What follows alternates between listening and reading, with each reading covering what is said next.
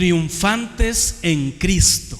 De eso vamos a hablar hoy, triunfantes en Cristo. Vamos a leer primero todo capítulo 16 de 1 Corintios. En cuanto a la ofrenda para los santos, haced vosotros también de la manera que ordené en las iglesias de Galacia. Cada primer día de la semana, cada uno de vosotros ponga aparte algo según haya prosperado, guardándolo para que cuando yo llegue no se recojan entonces ofrendas. Y cuando haya llegado a quienes hubiere designado por carta, a estos enviaré para que se lleven vuestro donativo a Jerusalén. Y si fuere propio que yo también vaya, irán conmigo. Iré a vosotros cuando haya pasado por Macedonia, pues por Macedonia tengo que pasar. Y podrá ser que me quede con vosotros o aún pase el invierno, para que vosotros me encaminéis a donde haya de ir, porque no quiero veros ahora de paso, pues espero estar con vosotros algún tiempo, si el Señor lo permite. Pero estaré en Éfeso hasta Pentecostés, porque se me ha abierto puerta grande y eficaz, y muchos son los adversarios. Y si llega Timoteo, mirad que esté con vosotros con tranquilidad, porque él hace la obra del Señor, así como yo.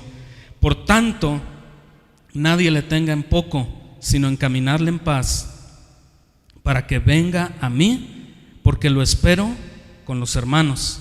Acerca del hermano Apolos, mucho le rogué que fuese a vosotros con los hermanos, mas de ninguna manera tuvo voluntad de ir por ahora, pero irá cuando tenga oportunidad.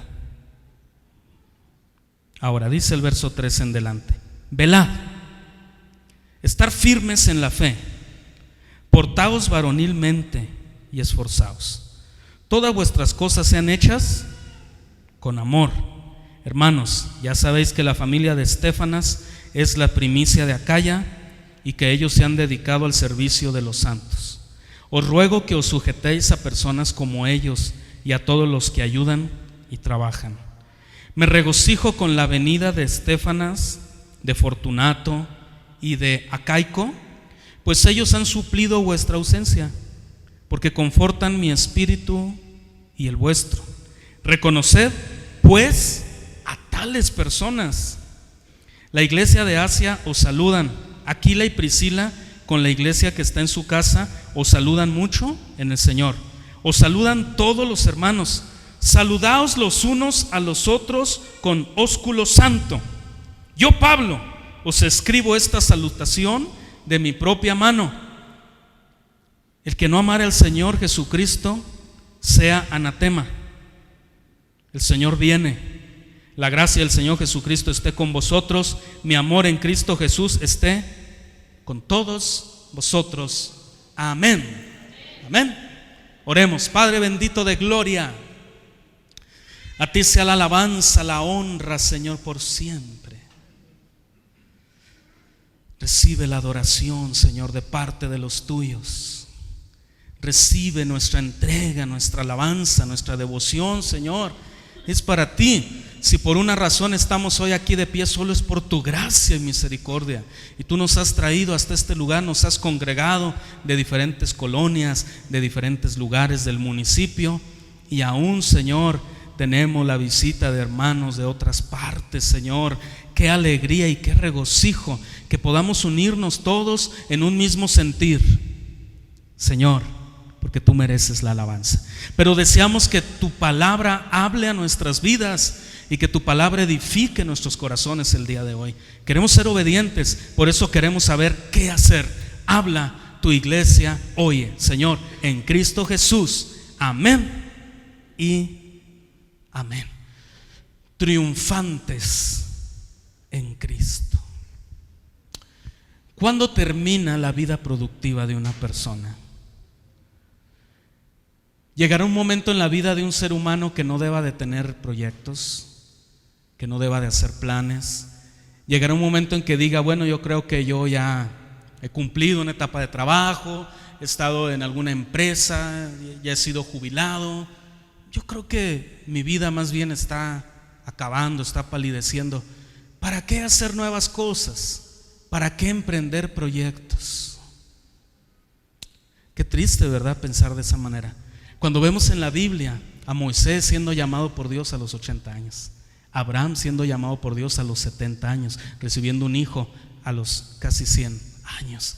Vemos cómo Dios llama a personas en una edad grande y avanzada, cómo el Señor se glorificó en la vida de personas aún siendo ya hasta tan ancianos. Vemos al apóstol Juan recibiendo la revelación del Apocalipsis cerca de 100 años de edad.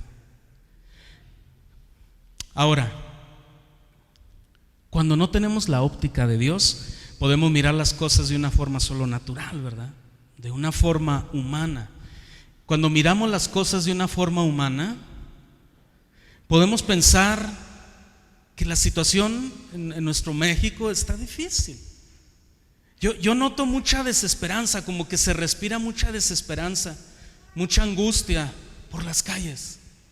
Hay mucha desilusión, hay mucha tristeza en la gente. Hay decepción por la situación económica. Hay tristeza en la gente por los sistemas políticos, tal vez no están funcionando como debieran, pudiéramos decirlo. Y la inseguridad en las calles. Los medios de información hoy al día nos ponen al tanto de las cosas. Uno rápidamente puede recibir videos y uno como padre se estremece. Videos donde uno ve que personas, estuve viendo unos videos esta semana, donde personas en una moto pasan por donde están jugando niños, los cargan, se los roban. Ya no pueden estar ni siquiera nuestros niños en la calle jugando tranquilamente, porque no sabemos en qué momento pueda pasar algo peligroso. Y eso está dando una desesperanza en la gente, hay un estrés, hay una desilusión por la vida, y la gente ya no está teniendo proyectos, ya no hay proyectos de vida. Ahora, un cristiano, ¿cómo debe enfrentar la vida? Pareciera que hemos malentendido un poquito el aspecto de que aquel que está en Cristo nueva criatura es. Las cosas viejas pasaron, aquí todas son hechas nuevas.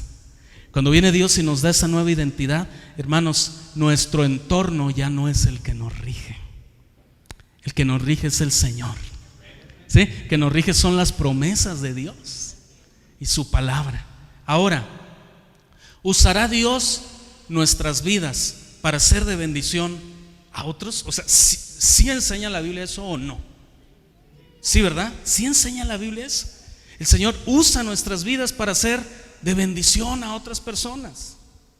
Entonces, ¿cómo debe ser mi vida ahora que yo estoy en Cristo? Debe ser una vida atractiva para tantos millones de personas que están viviendo sin esperanza en este mundo. Debe ser una vida atrayente, una vida atractiva. Mirar que nosotros tenemos proyectos, pero ahora proyectos en Dios. Hermanos, ahora que estamos en Cristo, no estamos peleados con soñar, pero debemos soñar el sueño de Dios, ya no nuestro sueño egoísta, porque vamos a fracasar, pero podemos soñar el sueño de Dios. ¿Qué quiere Dios para nosotros? Yo creo que hasta que Cristo venga, nosotros no sabremos. Cristo reveló que el día y la hora, ¿quién sabe? Nadie, sino solo el Padre que está en los cielos. En tanto, nosotros debemos de hacer cada día una continuidad de ese proyecto de vida que Dios nos ha dado, de una forma, hermanos, especial. Donde usted está trabajando, sea el mejor trabajador, sea el mejor. Hágalo lo mejor que usted lo pueda hacer. Dele a sus hijos esa visión en Cristo. Dígale: hijo, prepárate, esfuérzate, haz tu tarea, haz lo mejor, haz los mejores trabajos, los trabajos más limpios, porque tú eres de Cristo, porque esas cosas sí importan, porque esas cosas hacen una diferencia. Porque cuando la maestra ve el trabajo de nuestros hijos, puede decir: los cristianos son gente de excelencia. Son gente que trabaja en su testimonio, que cuida su conducta en la vida. Usted en su empresa sea el mejor, hermano, en el lugar donde trabaja. Haga siempre todo lo mejor. Hermanas, ustedes deben hacer siempre lo mejor. Si el Señor les ha honrado con trabajar en sus casas, hagan todo lo mejor, pensando cómo aman a su esposo si lo tienen, o cómo aman a sus hijos si los tienen aún en el hogar. y pensar, todo esto lo hago porque la Biblia nos dice que hagamos todo como para el Señor y no para los hombres. Entonces en el cómo está el resultado de la excelencia en la que caminan los hijos de Dios. Hacemos todo como para el Señor. Amén. Por eso debemos ser lo mejor de lo mejor, hermanos. Y en lo que Cristo venga sería, hermanos, tan bueno. Hay tantas cosas por las que nos estamos quejando. Nos quejamos porque las calles están llenas de delincuentes. Hagamos que nuestros hijos no sean delincuentes. Hagamos que nuestros hijos sean gente que ame y tema a Dios, que vivan de una forma diferente, de una forma que trabajen honradamente día a día, ganando el pan, llevando alimento a sus casas. Nos quejamos mucho de la política en México. La credibilidad en nuestros políticos está, hermanos, por los suelos. Llega un punto, usted puede platicar con las personas, ya no creen. El problema ya no está en el partido, el problema está ya en los políticos. La gente ya no cree en nadie. Yo he oído a gente decir, la opción es los independientes, y hay gente que responde, no, creo que es lo mismo, va a ser más de lo mismo. No, yo creo que ya no. Ningún color, ningún partido, yo creo que nadie va a hacer las cosas bien. Yo creo que todos van a robar. ¿Qué necesitamos? Que nuestros hijos entren en esos lugares.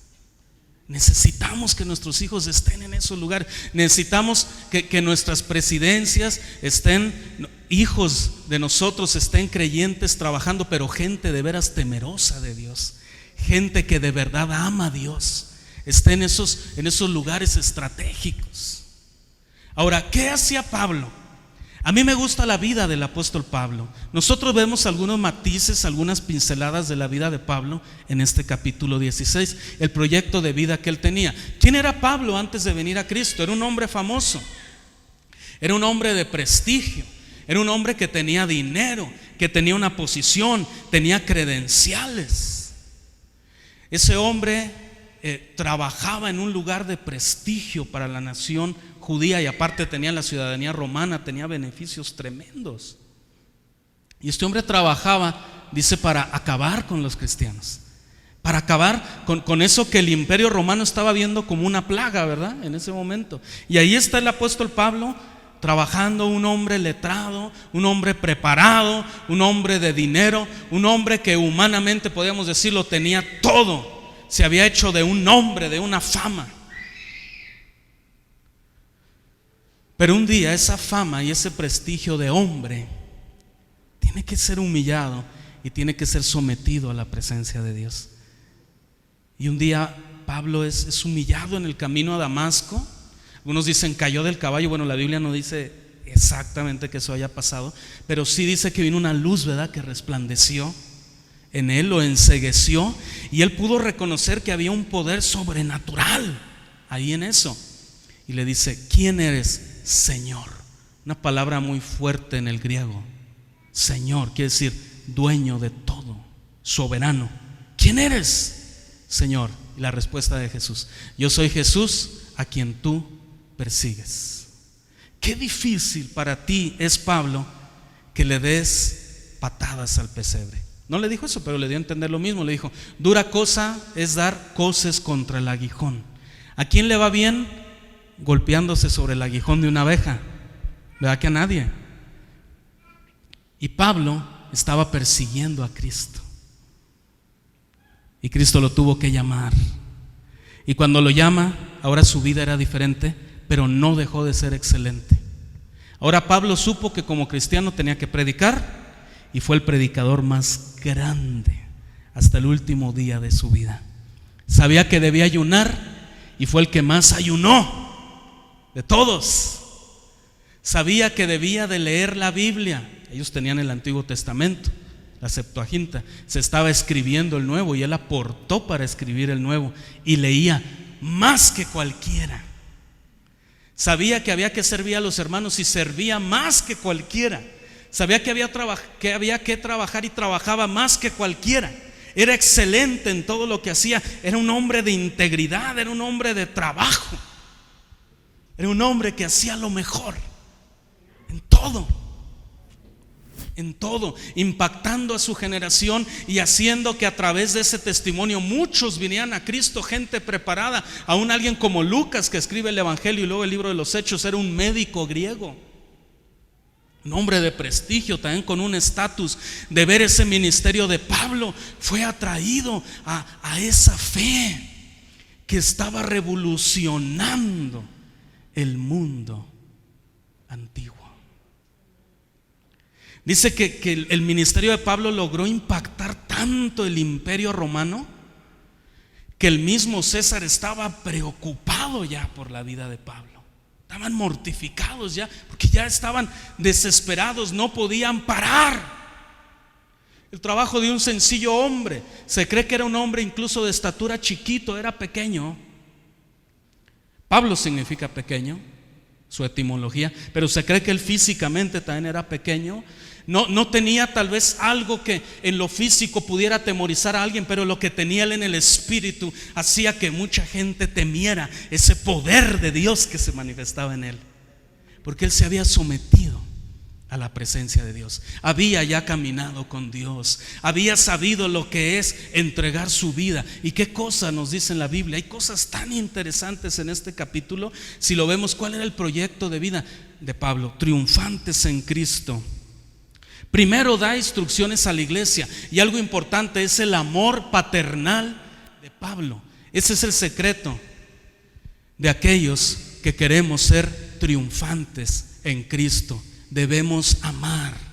Lo más importante que el cristiano debe hacer es amar, porque la Biblia dice en 1 Corintios 13 que va a acabar todo, los dones, las manifestaciones, pero el amor prevalecerá. El amor durará aún a la eternidad. El amor es lo más importante, y Pablo tenía un amor conciliador, porque esta iglesia, hermanos, era una iglesia difícil.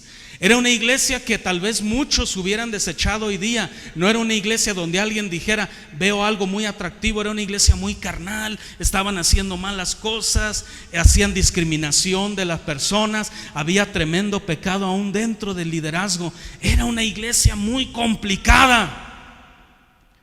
Pero Pablo amaba a la iglesia de Corintio y toma tiempo para escribirles y les da instrucciones primero acerca de las ofrendas, enseñando en eso disciplina. Para nosotros vivir triunfantes en Cristo necesitamos disciplina. Hoy difícilmente alguien quiere pagar el precio de tener disciplina, pero Pablo era un hombre de disciplina. Dice: en cuanto a la ofrenda para los santos, haced vosotros también de la manera que ordené en las iglesias de Galacia.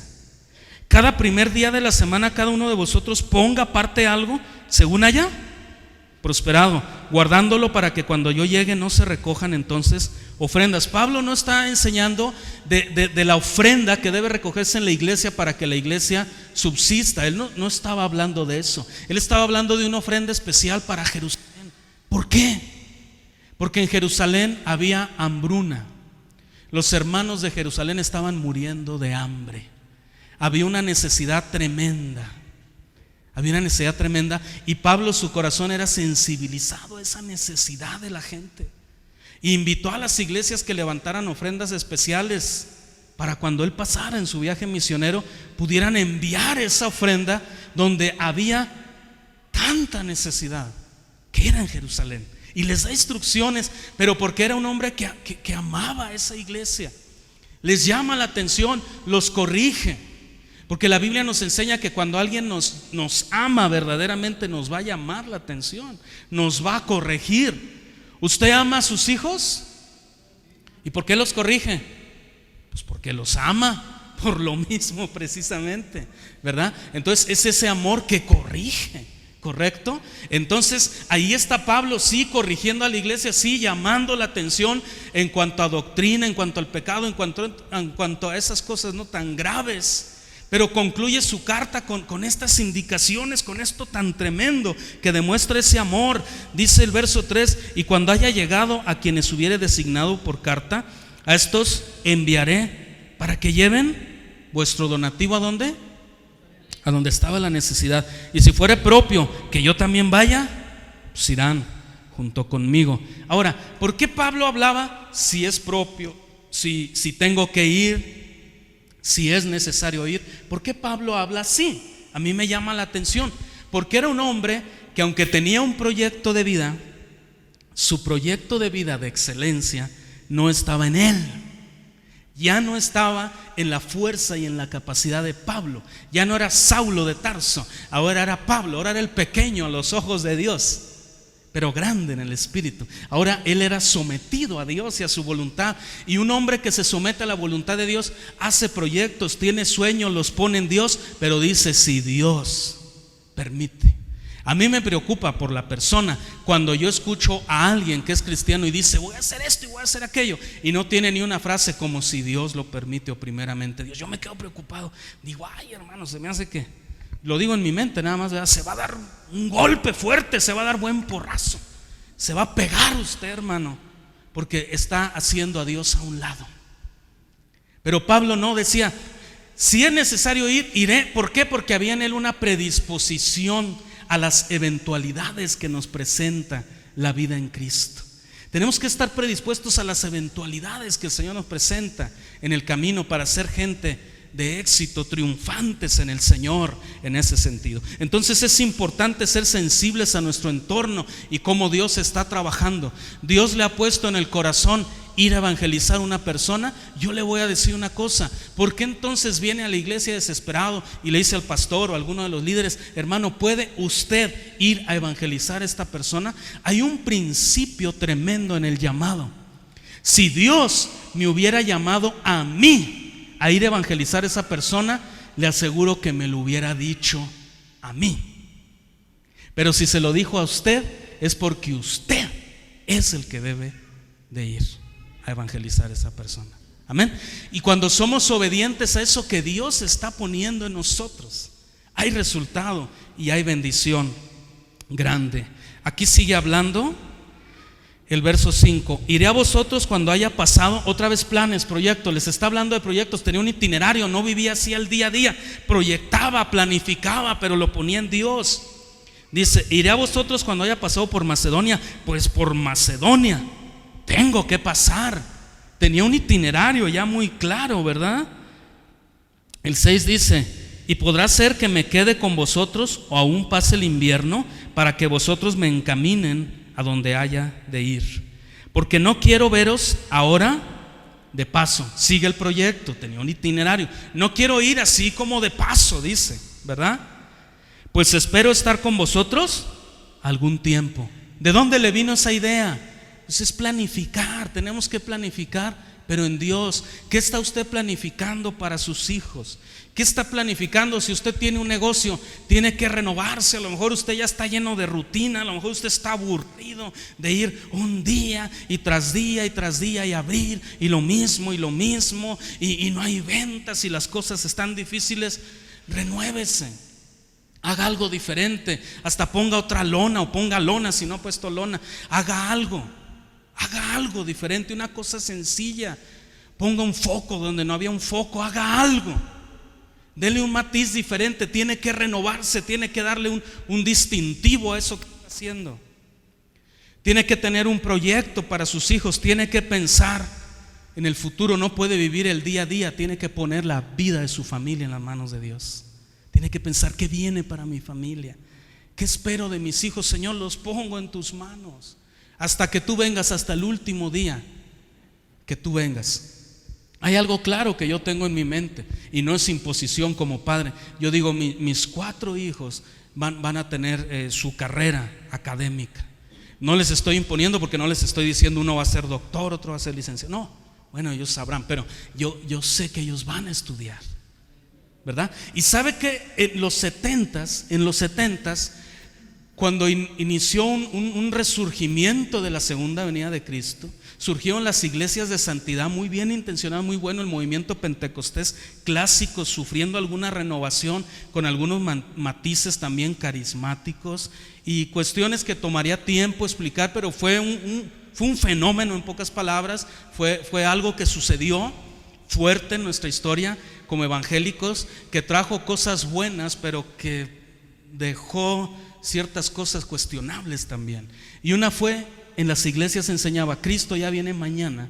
Nadie estudie, nadie se prepare, nadie haga bien las cosas. Y se vino una generación de cristianos que nadie se preparó, nadie estudió, nadie hizo cosas más allá. Y después vinieron los tiempos modernos y las iglesias estaban demandando gente preparada para un ministerio en tiempos, hermanos, tan evolucionados. Y no había quien. Por eso ahora el predicador de la iglesia tiene que adoptar cosas que no es la Biblia. ¿Sabe cuál es la opción para la iglesia? Desesperados en su incapacidad, hacen de la iglesia un espectáculo del mundo. Ofrecen algo atractivo para la gente. Tenemos que hacer que la gente venga a la iglesia. Si no es por la profundidad de la doctrina, si no es por el contenido de la enseñanza, si no es por el poder del Espíritu Santo que mora en medio de nosotros, si no es por la sujeción a los principios de Dios, si no es por el testimonio de su gente, si no es por la manera en que vive su gente de una forma excelente, pues que sea por el espectáculo, lo que vende, lo llamativo. No, la iglesia del Señor no está llamado a eso, a rebajar el evangelio, esa simple manifestación artística. Nosotros somos la iglesia del Señor, amén. Debemos vivir en el poder del Espíritu, en ese Espíritu que cambia y transforma vidas. Pero la gente debe ver verdaderamente en nosotros esa pasión por Jesús.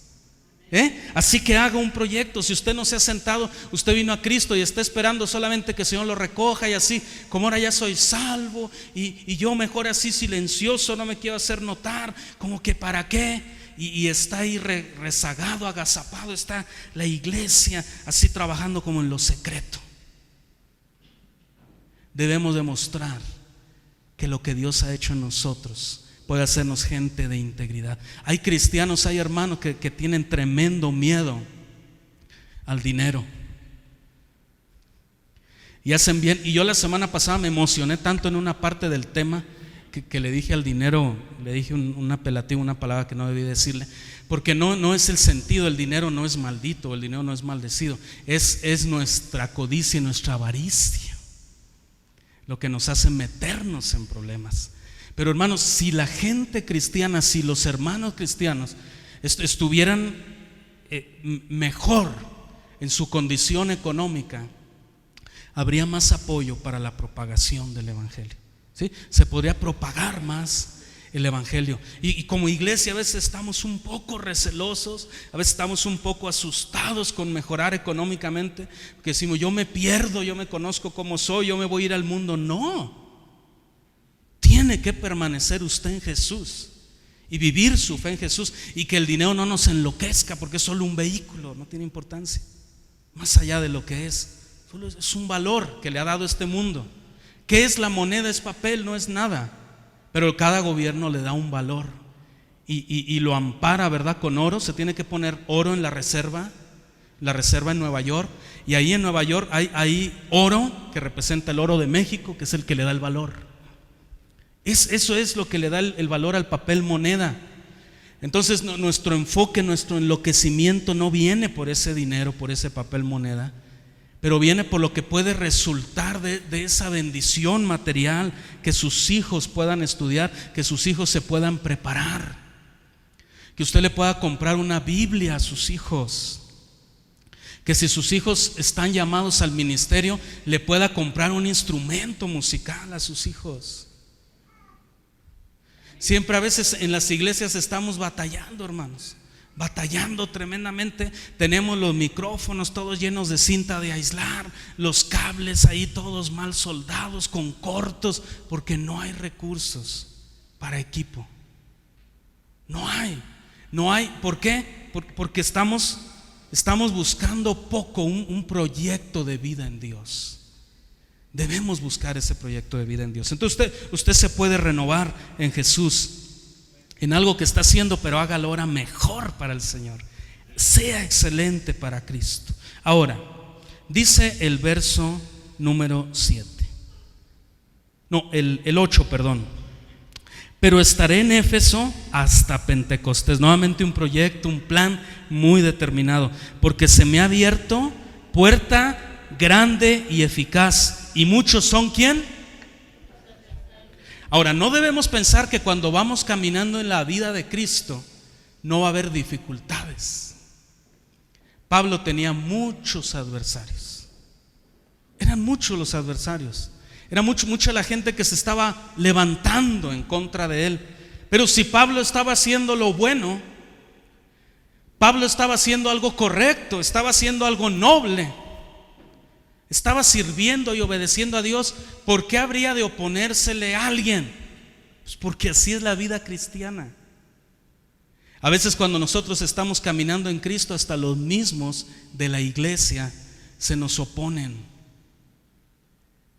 A veces entre nosotros mismos está la oposición. A veces queremos hacer un proyecto nuevo, queremos hacer algo y no podemos ponernos de acuerdo, porque entre nosotros mismos nos estamos oponiendo. Estamos poniendo el mayor estorbo, porque no hemos sido sometidos a esa voluntad de Dios que cambia y transforma nuestro corazón. Si el corazón no está lleno de amor, hermanos, es tan importante conocer la profundidad de la doctrina bíblica. Aquel que no conoce la profundidad de la doctrina bíblica va a caminar en tinieblas toda su vida. Pero aquel que conoce la profundidad de la doctrina bíblica y la acompaña de amor, vivimos de una forma tan diferente. Cuando nos amamos como iglesia, cuando realmente nos amamos entre nosotros, cuando hay ese amor profundo verdaderamente en medio de nosotros, que en medio de nuestras filas el distintivo mayor sea el amor. Habla la Biblia de varios tipos de cristianos. Pablo menciona los maduros, les dice espirituales. Vosotros que sois espirituales, restaurar al hermano débil en la fe. Habla del que inicia, el que es débil en la fe. Pero restaurar es un proceso de amor, porque usted para restaurar a alguien tiene que invertir tiempo. Va a tomar tiempo. Tiene que restringirse a veces de hacer cosas que a usted le gustan por amor a la obra de Dios. Entonces tiene, hermanos, su sacrificio. Entonces, algo segundo que aprendemos, lo primero, que para vivir en la victoria de Jesús necesitamos ser disciplinados. Necesitamos ser gente de disciplina. Porque ¿cuántas veces a la semana tiene usted que leer la Biblia? El domingo cuando venimos a la iglesia, ¿no? La semana, ¿para qué la leen, hermanos? Tanta religión, es mucho. ¿Para qué? ¿A poco ustedes son los que leen la Biblia diario? Ay, hermano, por favor, eso ya no se usa, está pasado de moda. Aliviánese, no lea la Biblia. ¿Para qué?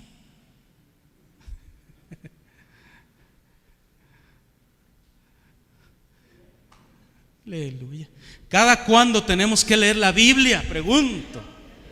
Diario. Para eso se necesita ser disciplinado.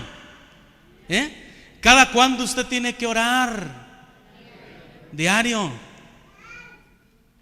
Las 3 o las 5 comidas, ¿verdad? Una rápida. Señor, Dios bendiga lo que llega a la barriga, amén. ¿Verdad? ¿Ya oró? La oración eficaz.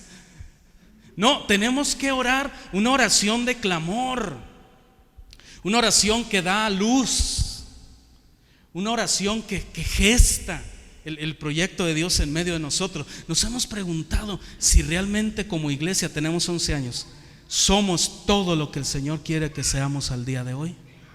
A veces solo miramos como que la iglesia está mal, ¿verdad? Tenemos como una noción así muy,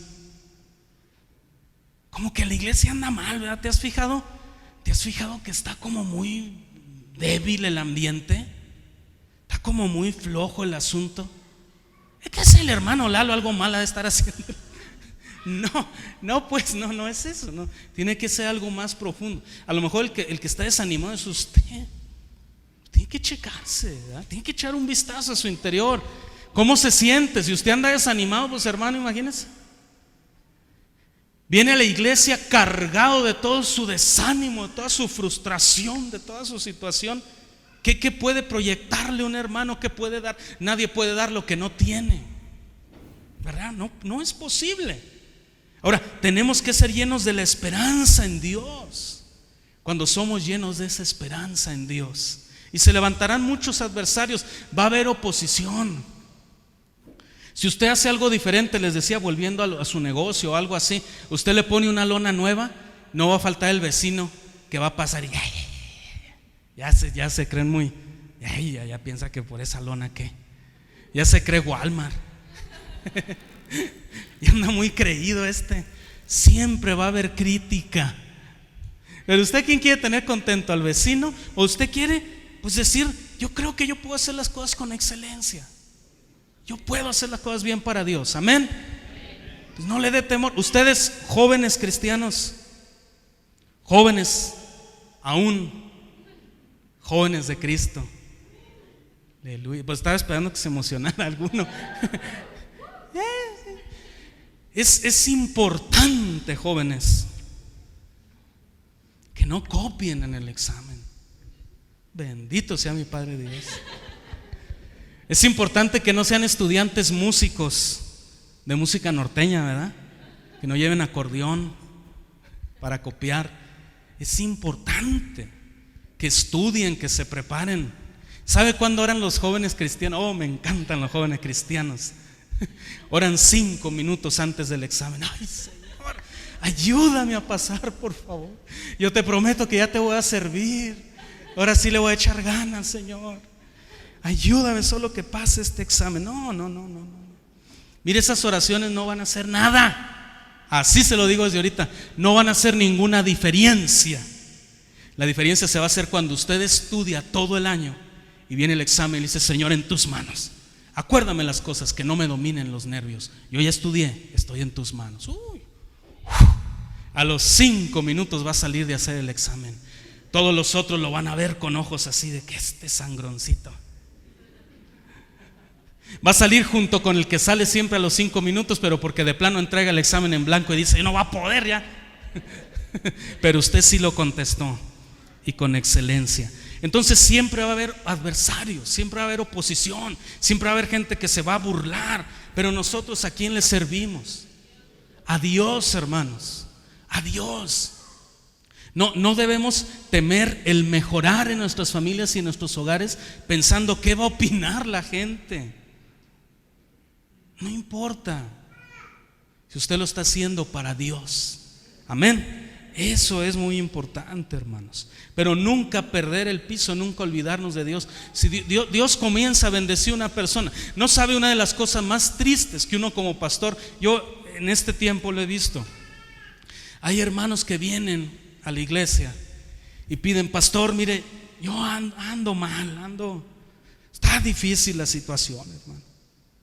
Y esas pláticas, ¿verdad?, que no nos llevan a nada. No, sí, hermano, difícil de veras que está esto, ¿verdad? No, pero yo me acuerdo cuando yo era joven, estaba difícil, pero ahora está más difícil. No, sí tiene razón, hermano, qué difícil. Y no nos salimos en la plática del difícil, ¿verdad? Y ahí, bueno, el hermano nos explica que está difícil. Y entonces dice, hermano, ¿me ayuda a orar? Sí, hermano, ¿cómo no? La oración tiene poder. Sí, yo lo sé, hermano, por eso lo estoy pidiendo. Ore por mí, que consiga un trabajo, que pueda llevar comida a mí. Sí, yo voy a estar aquí en el templo y yo voy a estar en la casa del Señor y yo le voy a servir. Y uno lo ve tan ilusionado. Ay, Señor, sí, hermano, deje oro. Y un trabajo y buen trabajo. Y comienza el hermano a ser prosperado y a ser bendecido. Y se empieza a olvidar de Dios. ¿Y cuál iglesia? ¿Y cuál qué? Nada, hermano, nada de nada. Salió nadador, nada. Nada de nada, era olímpico el hermano, puro cuento. También era taquero, ¿verdad? Porque de lengua me como un taco. Qué triste ver una situación así. Pero cuando usted es un hombre de integridad y puede decir, Señor, si tú me prosperas, No, pero sabe que ni diga eso, es que está mal. Ya desde ahí empezamos mal. Y yo iba a estar mal al decírselo así también, porque como que estamos negociando con Dios, ¿verdad? Si tú me haces y yo, no. Señor, yo te sirvo y yo te amo. Y mientras voy a hacer las cosas bien. Si usted lo que vende, si usted lo que se dedica a hacer, haga lo mejor de lo mejor. Amén. y Dios se encargará del resto. ¿No es eso lo que sí verdaderamente nos enseña la Biblia en Mateo 6:33? Más buscad primeramente el reino de Dios y su justicia, y todas las cosas os serán. ¿Cuántos dan gloria al Señor? Ahora Pablo decía: se me ha abierto puerta grande. ¿Qué lo hacía saber que había una puerta grande enfrente de él? Que era un hombre espiritual, era un hombre que oraba, podía discernir que frente suyo tenía una puerta grande. Hay hermanos que ni viendo la puerta enfrente le atinan. ¿Por qué? Porque no están buscando de Dios, no se está orando, no se está teniendo comunión con Dios. ¿Correcto? ¿Vamos bien, hermanos? Y esta puerta grande son oportunidades que Dios da, y son oportunidades eficaces. Cuide su trabajo ya cuando lo tenga, hermano. Usted no debe ser de esos cristianos que siempre es el que llega más tarde. Ay, pero ahí con una calma.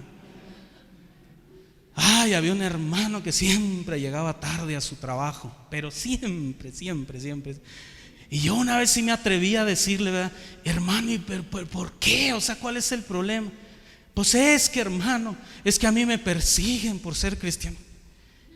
¿Cómo lo persiguen? Sí, pues el patrón me llama la atención porque llego tarde. Ay, hermano, si fuera cristiano mundano, hasta hijo del diablo que fuera, le van a llamar la atención. Que se le hace poco llegar tarde. Entonces no hay esa excelencia.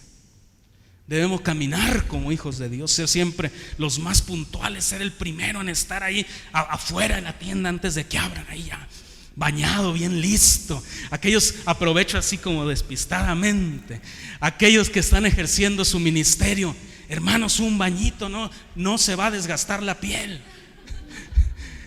Vengan a hacer su ministerio peinados, bien así, presentables, todos lagañosos, no, hagan las cosas con excelencia para Dios. Amén.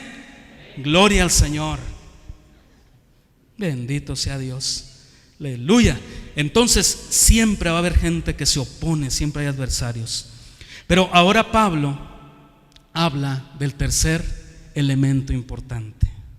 El tercer elemento para vivir en la victoria de Jesús: trabajo en equipo. No somos el llanero solitario. No somos los que vamos a hacer las cosas solos, que podemos. Necesitamos trabajar. ¿Y sabe dónde está su equipo de trabajo? Aquí está, miren, los hermanos. Cada domingo venimos y nos sentamos. Algunos nos aburrimos, algunos nos dormimos, algunos nos criticamos, algunos nos comemos unos a otros. Dice Pablo: nada más tengan cuidado de no devorarse. Y venimos domingo a domingo. Y ay, hermano, ándele pues, hermanito, Dios lo bendiga. Somos el equipo. Somos equipo. Ve a su alrededor, este es el equipo. Algunos en la banca, otros en la cancha. Estos somos. No dure mucho en la banca. Diga gloria a Dios. El que va al equipo quiere jugar. Yo veo cuando hacemos el fútbol cristiano, hermano Juan, yo me fijo, no hay uno que vaya que no quiera jugar. Y ese me he topado con él. Nomás yo, pues, porque yo soy porra perpetua, ¿no? Pero todos quieren jugar. Y este domingo pasado me di cuenta de eso. Todos querían entrar a la cancha. Sí les gusta, pues, a los hermanos, ¿eh? Sí quieren jugar los hermanos. Estaban ahí presionando el que los iba ahí metiendo, el hermano Gus. Y yo los veía que se acercaban ahí a su papá a hacerle presión. Yo no, ya. Mire, ya el hermano ya como que se cae mucho, sáquelo a él y métame a mí. Todos quieren jugar, ¿quién no? Ahora, ¿por qué no todos queremos jugar en el trabajo del Señor? Ser un equipo. De ver a las panderistas ponerse de acuerdo entre ellas y decir: vamos a hacer algo mejor, vamos a ensayar entre semana. No importa que no nos proponga la hermana Betty ensayo, a lo mejor ella está ocupada, pues es una mujer adulta, tiene 4 hijos, el esposo como si tuviera un 5.º niño, o sea, tiene ocupaciones la hermana. Vamos ayudándole, vamos ensayando en la semana. ¿Cómo ven? Nos vemos en tu casa. Vamos a sacar nuevas rutinas. Nomás avisen, ¿verdad? Porque si no van a padecer complots así, ¿verdad? Avisen: mire, hermana pastora, vamos a ensayar en la semana. Vamos a buscar la forma de crecer en el ministerio. Nos vamos a juntar para orar. El día que digan los jóvenes: pastor, el sábado no queremos ir a la iglesia. ¿Por qué? ¿A dónde quieren ir? Yo esperando que me van a decir al cine, ¿verdad? Sorpréndanme, díganme, a evangelizar. Ay, Señor bendito. Aleluya. Gloria a Dios. ¿Verdad? Hagan cosas así de veras radicales, extremas. Haga cosas diferentes a las que ha hecho siempre. Renuévese en el Señor. Haga algo diferente. Muévase de su lugar. Muévase en otra dirección. Comience a trabajar en equipo. Conozca más a los hermanos de la iglesia. Este es su equipo. Y aquí Pablo habla del equipo y el valor del equipo, porque dice: y si llega Timoteo, que era su discípulo, mirad que esté con vosotros con tranquilidad, ¿verdad? Los del equipo se cuidan las espaldas. Hey, él es mi hermano, es mi amigo. Tranquilos, que se meta con él, se mete conmigo ya. Puro barrio Cristo rifa. No sé. No, Señor, líbranos, Señor Dios nuestro. Dice que Pablo decía que Timoteo debería estar con tranquilidad. Se preocupaba del bienestar de su compañero de milicia. Cuánta falta hace esa lealtad entre nosotros, de no apuñalarnos por la espalda. A veces estamos platicando con un hermano y lo oímos y no, sí, hermano, ay no, qué difícil, pero yo lo voy a ayudar, hermano, y hasta voy a orar por usted y todo. Y vamos a medio camino y vamos, el hermano está loco, está mal el hermano, preocupado por esas cosas. Debemos ser leales, amén. Somos el equipo de Cristo. Habla de Timoteo, le dice: quiero que esté tranquilo, no me lo estresen, por favor, porque él hace la obra del Señor así como yo. Ay, híjole, esa es razón suficiente. Cuando usted día a día hace la obra del Señor, sale a su trabajo para hacer la obra del Señor, sale a su escuela para hacer la obra del Señor, se queda en su casa para hacer la obra del Señor. Hermanas, no hay comida de mala gana. Nada que llega el pobre esposo todo asoleado del trabajo y usted, ahí hay arroz y está todo salado, y si quieres, o vételo a comer con tu mamá, y la mamá vive a 5 horas de distancia. No, pues me lo como. ¿Ya qué? No, con amor. Mira, te hice tus chilaquiles que te gustan, mi gordo. Debe haber ese amor entre nosotros, ¿correcto? ¿Cuántas esposas le dicen a su esposo gordo? Es chistoso. Bueno, mejor prosigamos. Habla de Timoteo, le dice: debe estar con tranquilidad porque él hace la obra del Señor. Por tanto, pero fíjese, aquí viene una cosa interesante. Le repite lo que le dijo en la carta de Timoteo también: por tanto, nadie le tenga en poco. Porque es joven, nadie le tenga en poco. Necesitamos jóvenes así de excelencia, tremendos. Nadie le tenga en poco, sino encaminarle en paz para que venga a mí, porque lo espero con los hermanos. Y luego habla de otro liderazgo. Avísenme, hermanos. Es que ahora con la luz nueva no veo ya nada del reloj, voy a ser altamente peligroso en ese sentido, porque no, como da mucha luz, no alcanzo a ver. Dice: acerca del hermano Apolos, mucho le rogué que fuese a vosotros con los hermanos, mas de ninguna manera tuvo voluntad de ir por ahora, pero irá cuando tenga oportunidad. Otra característica es cuando vivimos en la victoria de Jesús, entendemos que hay un tiempo perfecto de Dios para todo. Apolos no tuvo para nada voluntad de ir en ese momento a la iglesia de Corintio, y los de Corintio peleándose por Apolos, ¿verdad? Que yo soy de Apolos, que yo soy de Cefas, o sea, de Pedro, que yo soy de Pablo. Y los más espiritualoides, no, nosotros somos de Cristo. Dijo Pablo: ni los unos ni los otros, todos igual de mal, porque todos por egoísmo. Pero dijo Pablo: bueno, pero mientras se predique la palabra, por contienda, por lo que sea, pero que Cristo sea anunciado. Pero ¿cuál es el principio? No nos queremos detener en lo otro, sino el principio, lo que Pablo estaba realmente enseñando, es que hay un tiempo perfecto y un cumplimiento de parte de Dios para todo. No era el momento de Apolos, pero vendría el momento de Apolos. No había rivalidades, no había celos ministeriales. Ahí el hombre de Dios, ese sencillo hombre de Dios, Pablo el apóstol, reconociendo el ministerio de Apolos.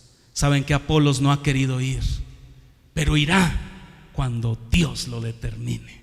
Amén. Ese es un proyecto de vida futuro. A veces usted comienza a evangelizarle a un familiar, va la primera vez, el familiar ya sabe que usted se hizo cristiano, lo ve que va llegando y va a prender la tele y va a poner el peor castigo para un cristiano. Lo peor, eso ya son cosas feas de verdad, hermano. Ponerle ahí el canal de las estrellas. Imagínense qué cosa más fea, ¿no? Un canal de Televisa, lo más horrible que pueda. No, o sea, sus opiniones personales, a mí no me gusta para nada los canales de Televisa, pero yo, ¿verdad? Y entonces le pone la tele ahí y está usted tratando de hablar del evangelio y aquel mirando la novela. Y usted sale tan indignado porque no le hicieron caso. Y se va y no le vuelve a hablar. Y bien bíblico, ¿verdad? Somos bien bíblicos. Sacude el polvo de sus zapatos y se va, Señor, estos incircuncisos. No, hermano, son procesos, es el tiempo de Dios. ¿Quién lo va a convertir? Aseguros nosotros y nuestras palabras elocuentes seguramente. No, ¿quién lo va a convertir? Dios. El Espíritu Santo es el que hace la obra. Entonces habla de que el hombre que vive en la victoria de Cristo entiende que hay un tiempo perfecto. Usted día a día sigue abriendo su negocio con excelencia, sigue barriendo la banqueta. Hermanos, limpien. ¿Cómo quieren que entre la gente si ni barren? De veras, en serio, haga un esfuerzo porque se vea bien aquello. Haga esos proyectos en Dios. Bendiga a sus hijos cuando van a la escuela. No los envíe con una regañada, coscorrones, no, envíelos con amor. Con amor. Y espere que Dios a su tiempo siempre habrá la obra. Porque David dijo: no he visto justo desamparado, ni su descendencia que mendigue pan. ¿Por qué no se pone de pie, hermanos?